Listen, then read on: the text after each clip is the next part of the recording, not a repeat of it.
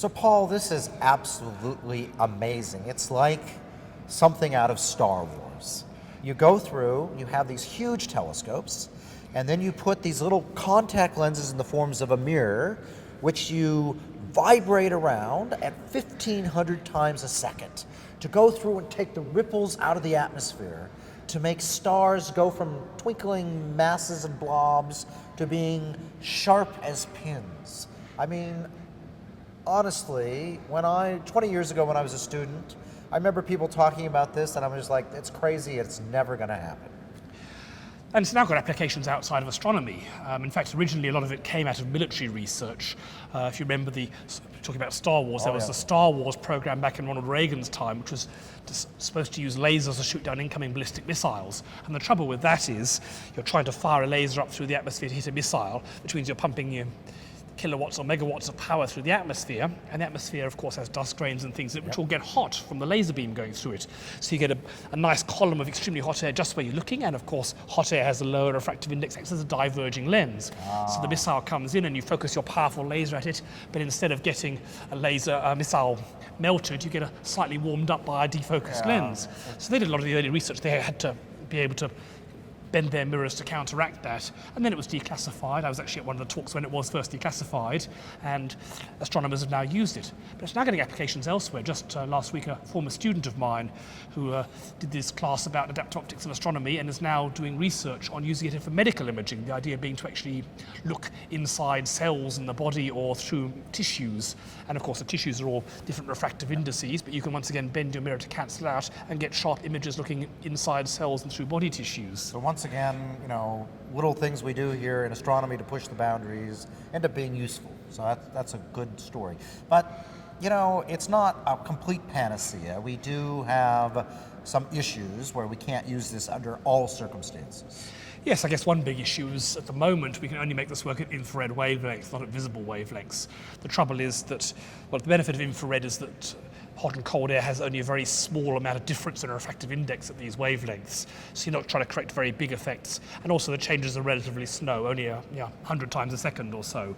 Whereas if you want to work at visible light wavelengths, you're looking for much bigger shifts. You have to move your mirror by far more, and it has to be much faster, thousands of times a second. At the moment we can't do it at optical wavelengths. Right, so it's not impossible to do it, but it's technologically beyond the scope of what we can do right now. And don't we have a problem that the atmosphere, unfortunately, the little puddles of turbulence in the atmosphere are like that big, and our telescopes are that big, and so we can only, that means, correct a tiny little piece of sky?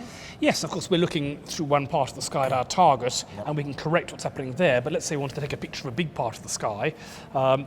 Light going to a different angle will be looking through different parts of the atmosphere, and so it's really hard to correct. We can correct near our guide star or our laser, but try to correct somewhere else. So we tend to get a very sharp image of a very small part of the sky. That's fine for looking for new planets, but if, for example, you wanted to map galaxies with this, it's such a small part we can't even map a whole galaxy. But here at Mount Stromlo, we built an imager for the Gemini telescope, which has 5 lasers, and I know the whole point of that system is so that we can look at a much bigger field of view. So even technology can help that out as well. Yes, so the idea is by bouncing 5 lasers up, you can actually have a 3-dimensional map of the atmosphere, not just along one line of sight, but a whole bunch, and actually see when these blobs of air move back and forth across it. So-called multiple conjugate adaptive optics, a bit of a mouthful, but it's now working and getting some spectacular results over wide fields. And I've seen some of the images that we're using. They're getting to essentially, I think, 90% of the way of what's theoretically possible, where you have that quantum wave effects, which end up limiting you. So we're really close to getting all the way there this way. Yes, I mean, another traditional problem with adaptive optics is you've got the light spread out and you want to gather it all together. And most adaptive optic systems gather some of the light together but leave us a halo of light that's very spread out. So it's called the Strel ratio. It's telling you what fraction of the light is gathered in the middle and what fraction is further out. And to do better at this, you need to form more mirrors with more actuators. The early ones might only have a few actuators, so they can take out the big blobs of hot and cold air, but they can't take out the small ones. But they're getting better and better all the time. They're now talking about ones that are like millions of actuators, so they can really start taking out all the really fine variations in the atmosphere. The trouble with this is, to be able to take them out, you have to be able to measure them. Right. So you need to be able to measure, say, 2,000, 3,000 components of distortion.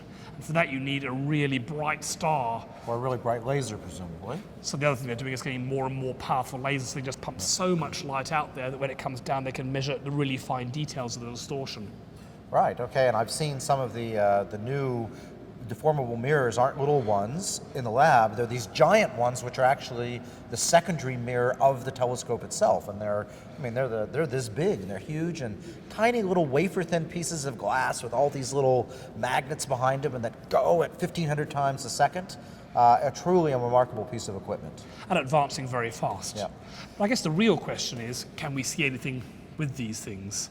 So what we're going to talk about next time is, what have we learned so far from all these adaptive object systems? Can we actually directly see planets around other stars?